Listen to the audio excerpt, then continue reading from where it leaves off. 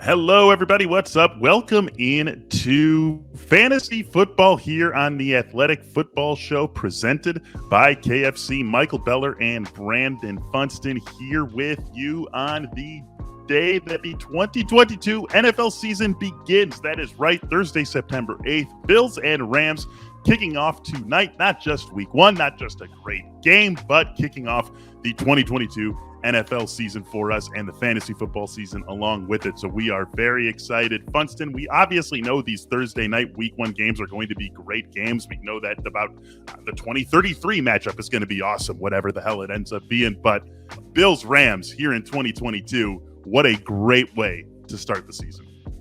It had me thinking just now, has there ever been a bookend matchup, meaning that it started the year and it ended the year? Because this legitimately could be a preview of the Super Bowl. I mean, it's I kind of personally am predicting a all LA Super Bowl, but it really, Buffalo is right there for me, and I think the Rams are going to go back from the NFC. So it legitimately has a chance to bookend the actual season here with this matchup.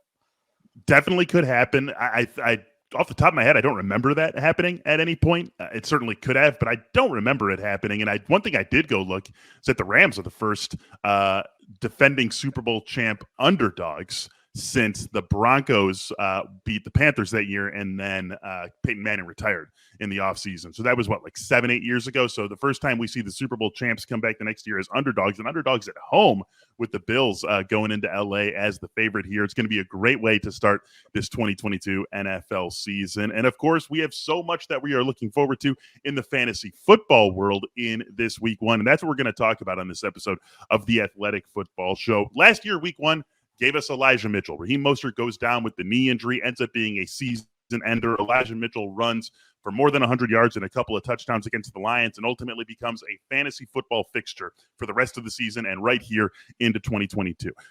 So we're talking about that here. What are some week one storylines, some things we can't wait to watch, some things we can't wait to see play out on Thursday, Sunday, Monday, whatever the case may be, that ultimately could be harbingers of what is to come for this entire 2022 season. Get us rolling here, Funston, on the Athletic Football Show presented by our friends at KFC. What do you got for us? Well, I was doing I was guesting on another podcast this morning, and the exercise was to come up with your favorite week one pickups that are available in like 67% of fantasy leagues or more. Mm-hmm. And there's like this smattering of Green Bay receivers in that range. So Alan Lazard is not in there, but Romeo Doubs, whatever we want to call him, Christian Watson, Sammy Watkins, Randall Cobb. I mean, like, this is going to be fascinating. There's 225 vacated targets between Devontae Adams and Marquez Valdes-Scantling for the quarterback who was the MVP last year. There is a huge vacuum that's going to have to be filled by somebody. And if Alan Lazard, it could be, a lot of Alan Lazard, but it could be a lot of one of these other guys. So I will be fixated on how this Green Bay offense looks. It's also interesting for that backfield where we might see him lean more on the backfield than we did in the past. But are we going to get a weird 8-catch, 80-yard game from Randall Cobb? Are we going to get a big play from Romeo Doubs? What are we going to get in this Green Bay passing attack? And is there going to be any context clues that this is something that we're going to see repeatedly throughout the year? It's one of the most fascinating things to watch in week one and really the early season. It's not just how does the receiving core shake out, but really what does this entire offense look like? Because Devontae Adams, I would venture to say that no offense has run through its number one receiver over the last 2 years more than Green Bay's offense ran through Devontae Adams. Everything they did. Aaron Rodgers said it himself. Robert May shared this tidbit on an episode from the preseason that when he sat down and talked to Rodgers this year, that Rodgers said that Devontae was the number one read on 80% of their concepts. 80% of the things they drew up, he was the number one read. So you are talking about truly running your offense through the number one receiver. And no disrespect to those other guys who are there, none of them is anywhere near what Devontae Adams is. So that whole offense is going to change. And we all trust Aaron Rodgers and Matt LaFleur to figure it out. But still, we're going to be talking about figuring it out in a totally different way than what this offense has looked like over the last couple of seasons when they were world beaters and Aaron Rodgers was winning a couple of MVP awards. So we know those receivers are going to factor in. We know Aaron Jones is going to have a role to play. We know A.J. Dillon is going to have a larger role to play on the ground, and then that is going to have an effect on the entire offense, even though we're not talking strictly the passing game there with what A.J. Dillon does. It's going to be totally different.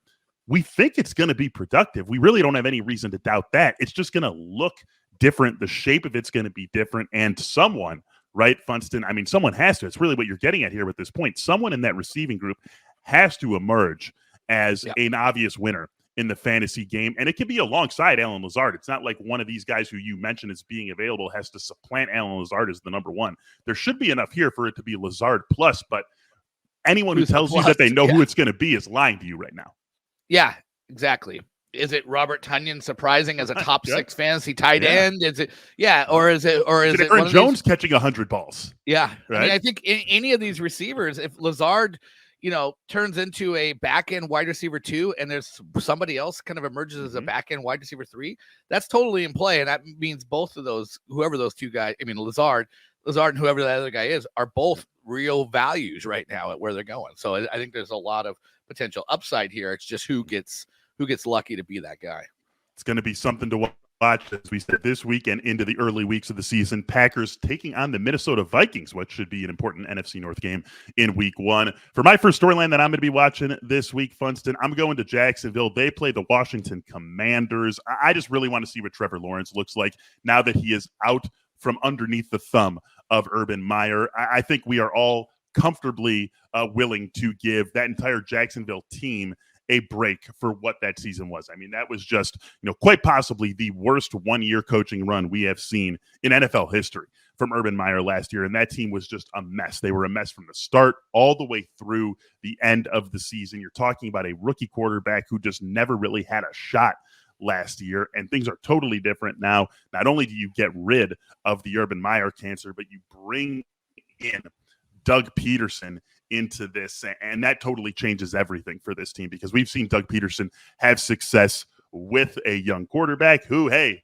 he's going to be facing off with in that week 1 matchup with Washington and Carson Wentz. Not saying that Wentz and Lawrence, necessarily play similar styles, but Doug Peterson is just such a breath of fresh air for Trevor Lawrence and for that Jacksonville offense. You also get Travis Etienne in the mix this year. Of course, last year did not have Travis Etienne at all because of his season-ending injury suffered in the summer. So you've got him there now. You've got Christian Kirk there now. It's a team that doesn't have an obvious number 1 wide receiver, number 1 pass catcher, frankly. I mean, it's going to be Christian Kirk, but we don't, he's not a number 1 other than being on Jacksonville's depth chart as the number 1 guy. But a lot of guys who you can mix and match and whose roles alongside one another make sense when you look at them on paper. Trevor Lawrence was coming out of Clemson as, the best QB prospect since Andrew Luck. That does not vanish because of one unsightly rookie year when you consider everything that was going on around him in Jacksonville. And this just feels like the sort of guy who could make a monster leap in year 2 with the right pieces, the right coaching staff, the right infrastructure around him. I'm excited to see how it gets going against Washington.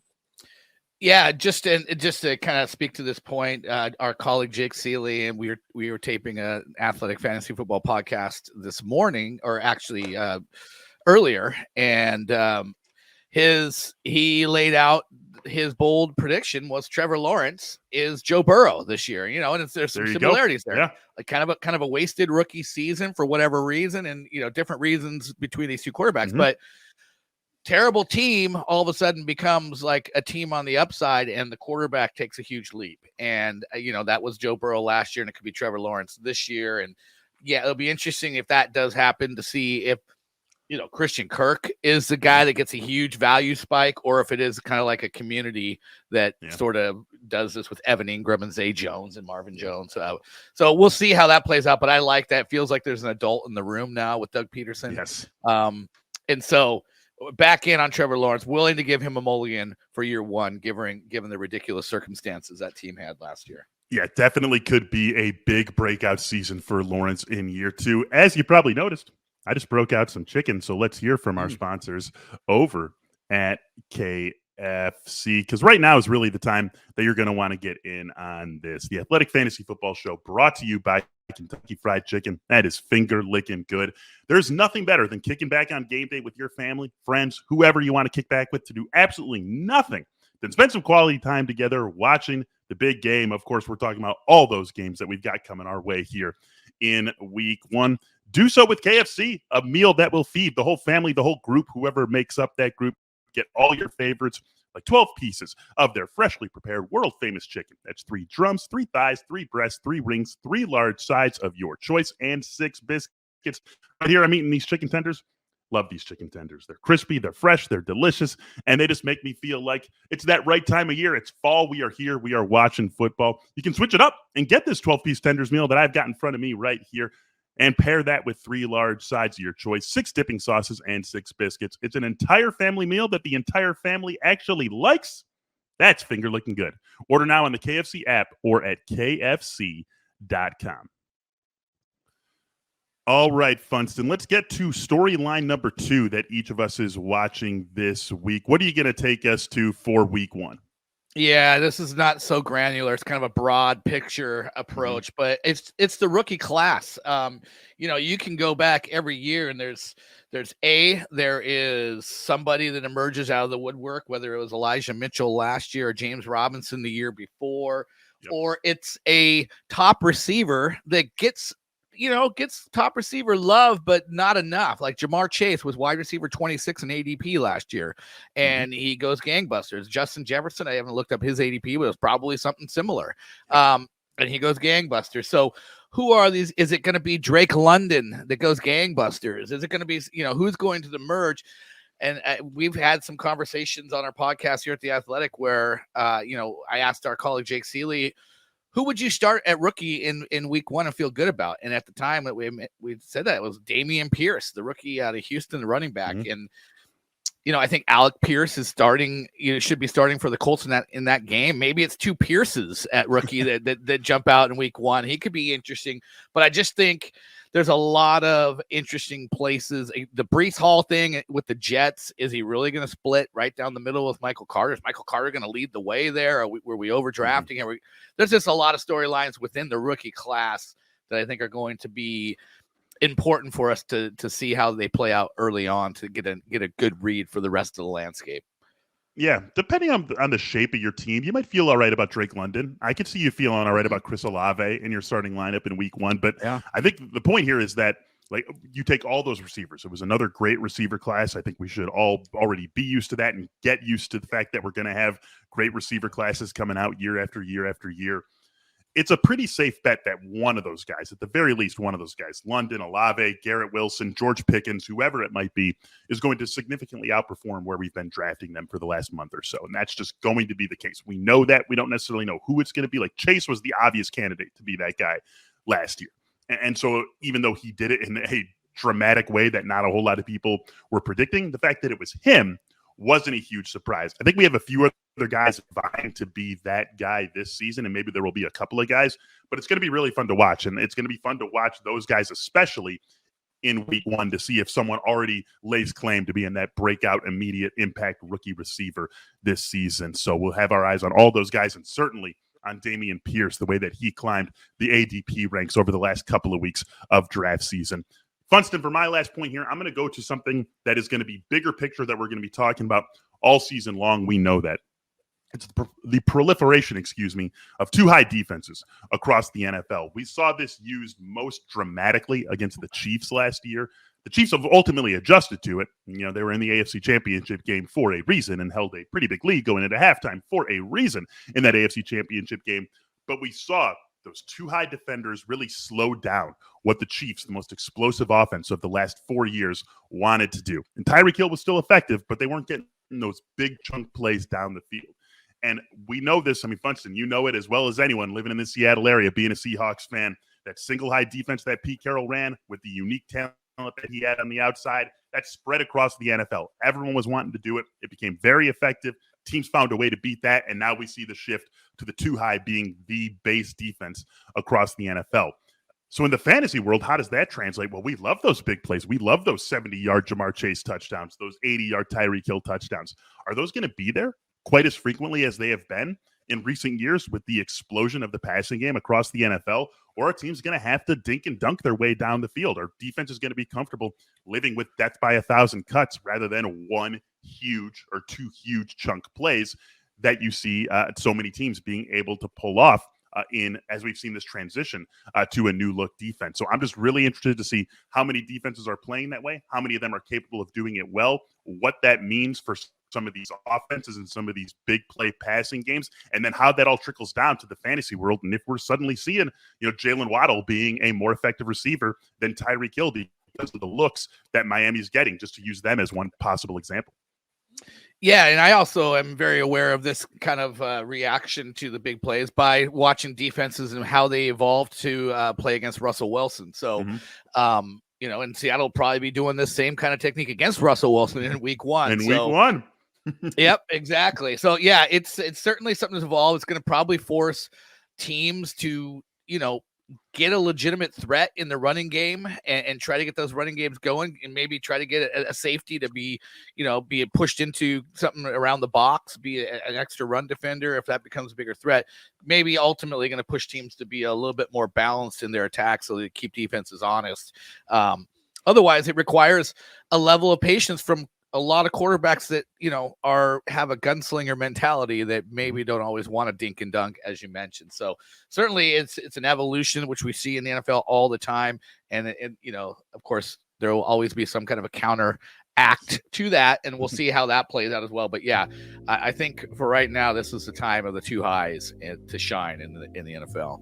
The ultimate cat and mouse game, and it all gets started later tonight with Bills and Rams, at least if you're listening to this on Thursday. And then, of course, a full weekend of NFL football ahead of us. Just 4 of the storylines we present to you here that we are going to be watching this week one. Thanks so much for being with us for this fantasy football edition of the Athletic Football Show presented by KFC. Please be sure to subscribe to The Athletic. You're going to want to be with us all season long, theathletic.com/football show. Also, subscribe to The Athletic Football Show's YouTube page. Going to be doing a ton there. There is a link to that in the show description. And if you are listening to this on Thursday or even at any point this weekend, so long as it's before Sunday kickoff, it is not too late to join our picks pool that we are running on the Athletic Football Show this season. You will find a link to that in the subscription page as well. Our thanks to Run Your Pool for hosting that for us. For Brandon Funston, I'm Michael Beller. The two of us will be back with some more fantasy football goodness next week. The Athletic Football Show returns tomorrow, so be sure to be subscribed to that in your podcast feed. We'll talk to you soon.